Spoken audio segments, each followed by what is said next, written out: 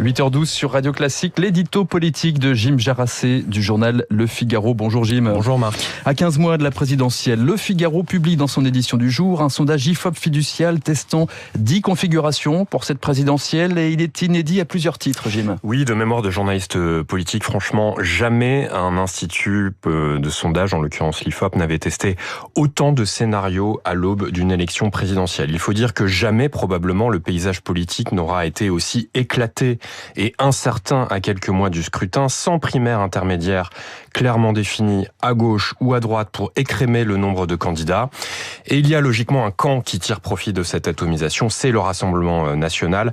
Jamais un candidat d'extrême droite n'aura été testé aussi haut à un an du scrutin.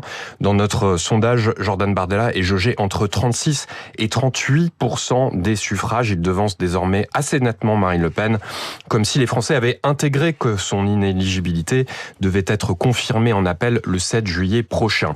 Et signe de la solidité de cet électorat RN, il rassemble les 3 votes historiques du parti, les ouvriers, les jeunes et les non-diplômés, mais aussi désormais le vote des retraités et des classes moyennes. Alors évidemment, il faut prendre cette estimation avec beaucoup de pincettes, le RN étant régulièrement soumis à d'importantes baisses sondagières à mesure que le scrutin se rapproche, lié à des sorties de route de campagne ou au désengagement d'un électorat touché par l'abstentionnisme. Alors, large domination du RN, conséquence, le seuil de qualification au second tour est historiquement bas. Oui, et c'est un autre enseignement inédit de ce sondage. Édouard Philippe est le mieux placé pour se qualifier au second tour, avec seulement 16% des intentions de vote si Bruno Retailleau se présente également. C'est 2 fois moins que Jordan Bardella, et c'est en dessous des 16,9% de Jean-Marie Le Pen en 2002, le seuil de qualification le plus bas de l'histoire de la Ve République.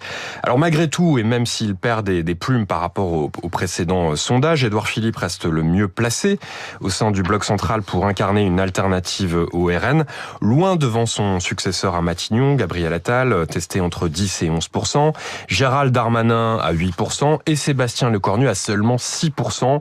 À droite, la cote de Bruno Retailleau reste stable, son entrée officielle en campagne n'ayant pas pour l'instant suscité l'élan espéré. Signe que tout est déréglé, le patron de la droite pourrait être en position de se qualifier au second tour dans l'hypothèse d'une candidature parallèle de Gabriel Attal avec seulement 12% des suffrages, soit 3 fois moins que Jordan Bardella. À gauche, c'est la Bérésina, Jim, mais Jean-Luc Mélenchon conserve son socle. Oui, à gauche, Raphaël Glucksmann est en baisse, Olivier Faure atteint péniblement le seuil de remboursement des frais de campagne à 5%, et François Hollande fait une timide percée à 8%. La leçon de ce sondage, c'est aussi que les outrances de Jean-Luc Mélenchon n'ont pas d'effet tangible sur son électorat.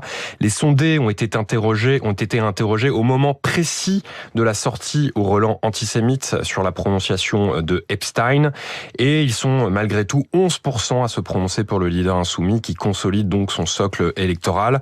Pour rappel, à l'inverse du RN, le leader LFI démarre souvent très bas ses campagnes présidentielles avant de remonter dans la dernière ligne droite.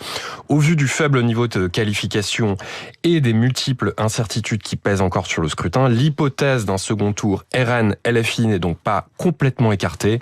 Nous voilà prévenus. L'édito politique de Jim Jarassé du journal Le Figaro. Merci Jim.